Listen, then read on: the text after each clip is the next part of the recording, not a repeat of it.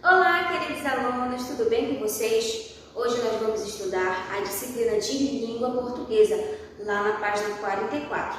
E o nosso assunto de hoje é sons do R. Você vai perceber que o R pode ter vários sons dependendo da posição onde ele estiver. Por exemplo, o R pode ter som forte quando ele estiver no início da palavra. Exemplo, relâmpago. O R vai parecer com som fraco quando ele estiver entre vogais. Exemplo, sarampo.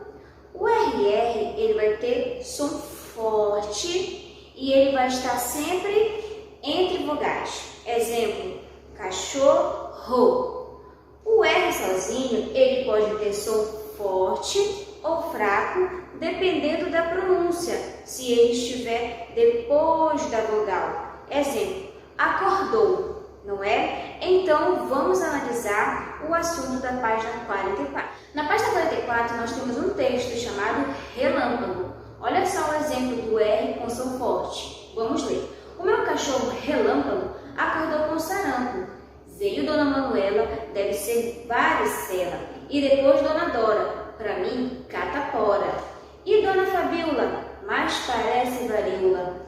Por fim, a veterinária. Disparate, disparate, o cachorro está manchado com um molho de tomate. Então, olha só, na página 44 você tem duas perguntinhas. O que você achou do poema? E sublime no poema os pares de palavras que rimam. Então, quais palavras que estão rimando? Relâmpago com sarampo, Manuela com varicela, Dora com catapora, Fabiola com varíola e disparate com tomate. O que é mesmo sublinhar? É marcar uma linha embaixo da palavra. Vamos agora para a página 45. Na página 45 nós temos a letra C. Leia em voz alta algumas palavras retiradas do poema, prestando atenção no som da letra R.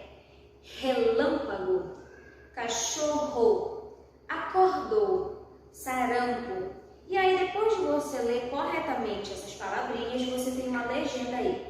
Você vai pintar as palavrinhas de acordo com o som que elas têm. Por exemplo, você vai pintar de amarelo a palavra em que o R está no início da palavra com som forte. Você vai pintar de verde o R que está entre vogais com som fraco. Vai pintar de azul o RR entre vogais com som forte. E vai pintar de lilás, de roxo, o R após vogal com som forte ou fraco, dependendo da pronúncia. Então, essa parte aí é bem fácil de você fazer. Questão número 2. Escreva 3 palavras com a letra R na mesma posição e com o mesmo som que de cada palavra do quadro a seguir. Você tem aí relâmpago, cachorro, acordou e sarampo. Nós vamos fazer juntos essa atividade, certo? Para que a gente consiga avançar mais. Então, na palavra relâmpago, que palavra nós poderíamos colocar? Relâmpago inicia com a letra R, som forte. Nós poderíamos colocar rainha, raio, roupa, 3 palavrinhas.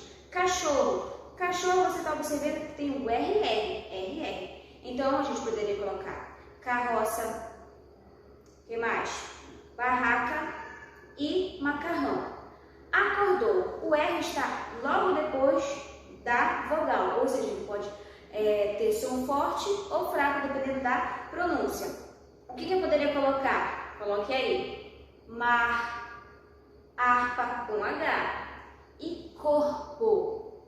E por fim, a última palavra, sarampo. Sarampo ele está entre vogais, logo ele tem um som fraco. Que palavras eu poderia colocar? Barulho, aranha e carambola. Coloque aí e preencha corretamente. De acordo com o que nós aprendemos sobre os diferentes sons do R, vamos preencher o texto da página 45. Olha só. A letra R tem um som forte quando aparece no início da palavra. Por exemplo, relâmpago. Continuando. A letra R tem um som fraco quando aparece entre as vogais com a palavra sarampo. O RR tem um som forte, muito bem, e aparece entre vogais como cachorro.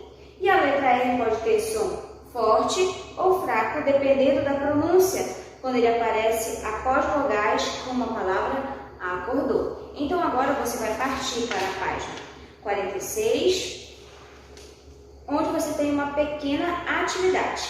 Essa aqui é bem fácil de fazer também. Tem como você fazer em casa essa atividade, certo? Você tem o mesmo exemplo de atividade da página 45, letra C. É só seguir o mesmo modelo para você fazer. Você vai ler a palavrinha, ver a posição do R, se ele é forte, se ele é fraco, e aí você vai pintar de acordo com a pronúncia, o som que ele tem. Na página 47 nós temos um novo assunto chamado H inicial. É bem simples de se entender, porque o H inicial ele não tem pronúncia e ele vai ser sempre seguido de uma vogal. Qual é o som que vai ler quando tiver um H? O som da vogal. Exemplo, homem, humano, harpa, sempre seguido de uma vogal. E aí o som vai sair com esse som dessa vogal. Vamos lá. Risque a sílaba intrusa e escreva as palavras formadas com H. Olha só, tá? Acalito. Qual é a palavra, a sílaba que está intrusa aí? É o K. Formou que palavra? Hálito. De verde, etarói. Qual é a sílaba que está aí intrusa? É o tá. Você vai riscar e vai formar a palavra herói. Maino. Qual é a sílaba que está intrusa? O ma. Formou a palavra hino. E orpata. Qual é a sílaba intrusa? O pá. Risca o pá e vai formar a palavra horta. E por fim, o camano. Qual é a sílaba intrusa? O K. Formou a palavra humano. Repara que todas elas iniciam com H, mas o H não tem som, tem a pronúncia da vogal. Agora nós temos a letra A da questão 1. Leia as palavras em cima em voz alta. A letra H é pronunciada nessas palavras.